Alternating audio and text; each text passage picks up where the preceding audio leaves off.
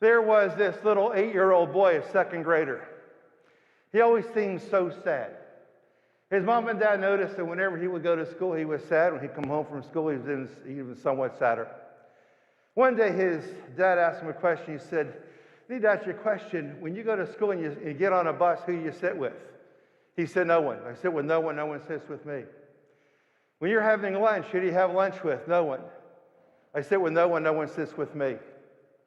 Who do you talk to? No one. No one talks to me. I talk to no one.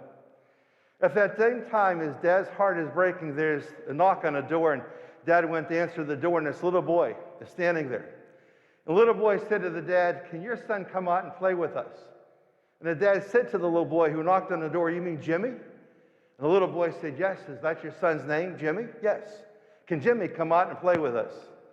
So Dad went over and told Jimmy, Jimmy, there's a young boy who wants to know if you come out and play with the neighbor kids.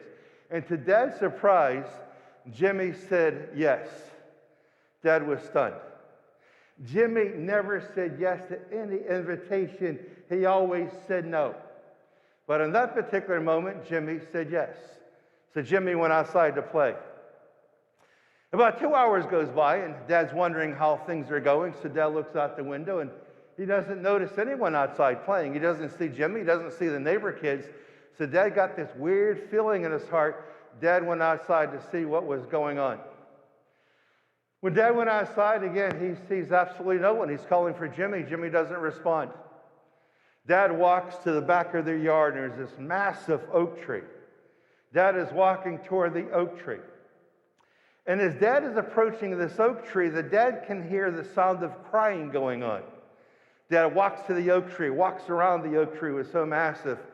And there's Jimmy. Jimmy has his head in his hands. And Jimmy is crying profusely. And Dad said, Jimmy, what happened? What's wrong? And Jimmy said, Dad, we were playing hide and seek. I hid. No one came looking for me. I've never been this lonely. You see, they say the fastest growing section of the U.S. population is those who suffer from loneliness. Now, we're not talking about sporadic loneliness. Sporadic loneliness is that 20, 25, 30 minutes a day when you're all by yourself. Every one of us need our own downtime. And the beautiful thing about sporadic loneliness is special because you know it's not going to last. Eventually, everyone else is going to get up in your house. Eventually, you're going to go to work. And all that quiet time is all gone for the rest of the day. But trouble occurs when sporadic loneliness becomes permanent loneliness, and you go from what you desire to what you despise. You see, it's a problem when loneliness strikes your life and strikes your heart. When you decide to stop interacting with other people, and you seal yourself off from other people, and then the only friend you might have is yourself. And that's the key point of today's gospel reading. The gospel I just read comes out of the 2nd chapter of John, verses 20 to 33. Now, today's gospel reading has two very powerful questions. How do I keep from becoming lonely in my life? And if I become lonely in my life, how do I get out of it?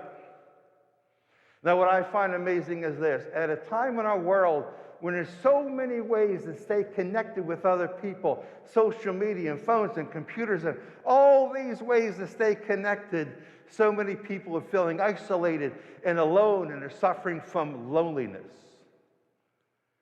They also say that depression is skyrocketing, those who suffer from depression, and one of the main foundational reasons of depression is loneliness. Suicide is running rampant in our society, and one of the main foundational reasons that lead to suicide, loneliness. When you begin to say to yourself, no one even knows I'm alive. No one calls, no one talks to me, no one seeks me out, and I'm lonely.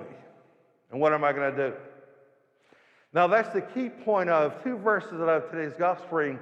The first thing we're going to do is take a look at verse 20 of the 2nd chapter of John. Let's take a look.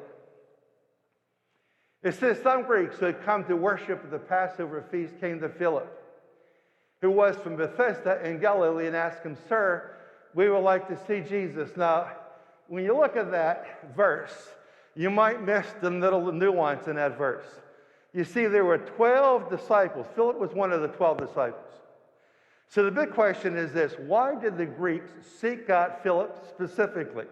They sought him out rather than any one of the other 11. And there was a reason for it. Philip wasn't politically connected. He was just a regular guy. But Philip was gregarious. He was a socialite. He was the life of the party. Everyone knew Philip. These Greeks, they knew Philip. They didn't know the other guys, but they knew Philip. So if you have a request you're going to make to someone, you're going to go to someone you know. I'm not going to go to some complete stranger. They knew Philip because he was just a man about town. Philip was kind of a normie kind of a guy. You remember that cute sitcom called Cheers? Norm, the guy, always sitting on a bar stool almost all day long. But what was amazing about Norm is whenever he entered the bar called Cheers, everyone looked and said, "Norm, hey, Norm's here."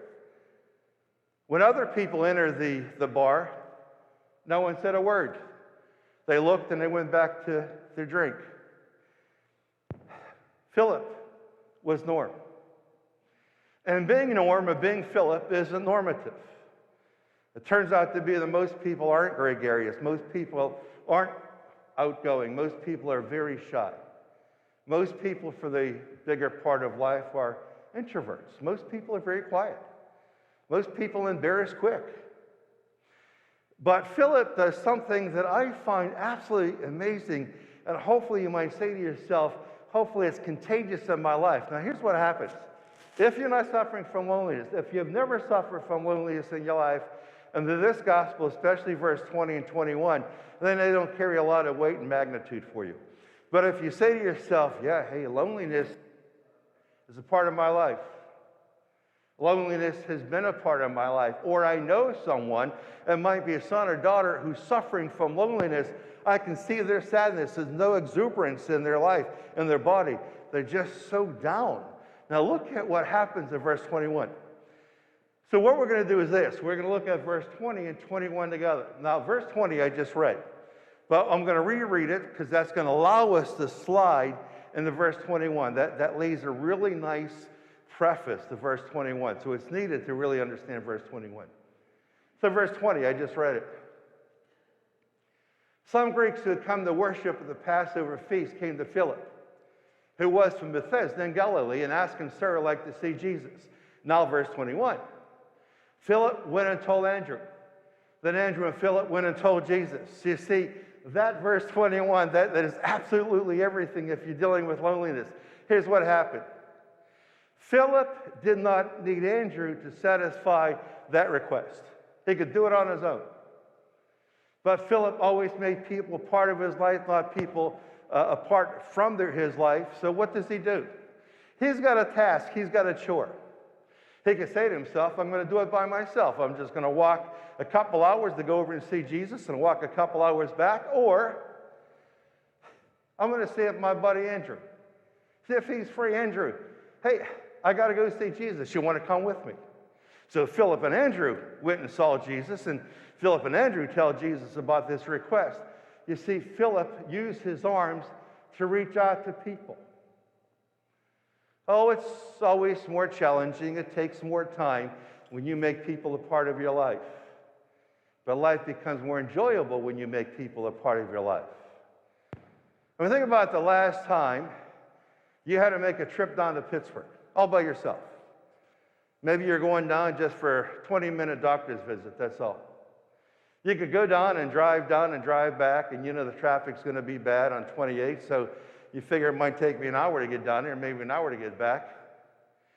Or you might say to yourself, you know, my neighbor fella, he's retired. I'm going to give him a call. Maybe he'll like to take a ride. Hey, would you like to take a ride? I got to go down to Pittsburgh. We'll drive down together. We'll chat in the car. We'll talk. We'll tell each other whatever we talk about. And maybe on the way down and way back, we'll stop for coffee and a donut and just enjoy each other's company. That's being Philip. That's making people part of your life. And when you do that, you kick out of your house the feeling of loneliness because you invite people in. Philip didn't need to do that. It took him more time to go get Andrew than for Andrew and Philip to go see Jesus, but he thought to himself, no, I like having people in my life. I don't want to eat alone. I don't want to sit on a bus alone. I don't want to be at the cafeteria in school alone. I want to sit down at the cafeteria with someone or sit down and have people come over to my table because they know we can talk. They know they have a friend. I know I have a friend in them. Loneliness is a huge, huge problem in the life of a lot of people. Now, maybe you know one here tonight suffering from loneliness. That could be the case. I personally highly doubt it. Because loneliness is an epidemic. It might not be a pandemic, but it's definitely an epidemic.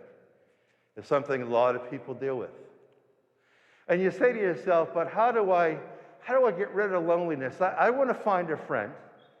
I want to find a friend I can trust, someone that I can be honest with, someone I can talk to, someone I can have a nice relationship with, someone who's always there for me whenever I need him. Where do I find such a person?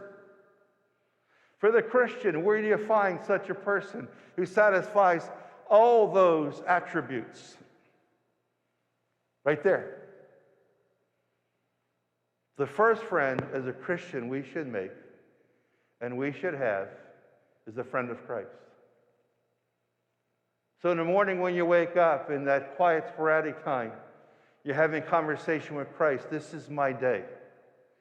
Or if you are driving a car and you're by yourself, you have a conversation with Christ, your friend. And when you have a conversation with Christ, your friend, and you know you two are now friends, you're close, you're buddies, that fills up your life. So that if in your life things go wrong, they go radically wrong, and the floor's cracking beneath your feet, and you say to yourself, I can't go on. If you have Christ as a friend, you say to yourself, I can go on. Why? Because I have a friend that can understand my heart. He knows my life. He knows my position. We talk all the time. I always include Christ into my life. I never cut him off from my life. Loneliness is a problem for a lot of people. But I really enjoy what Philip did. So if you are suffering from loneliness, you say to yourself, how do I get out of it? Turn to verse 21, second chapter of John, and look at what Philip did. I'll leave you with this. He could have went all by himself to see Jesus, but instead he does what? Philip went and told Andrew. Then Andrew and Philip went and told Jesus. He made people a part of his life.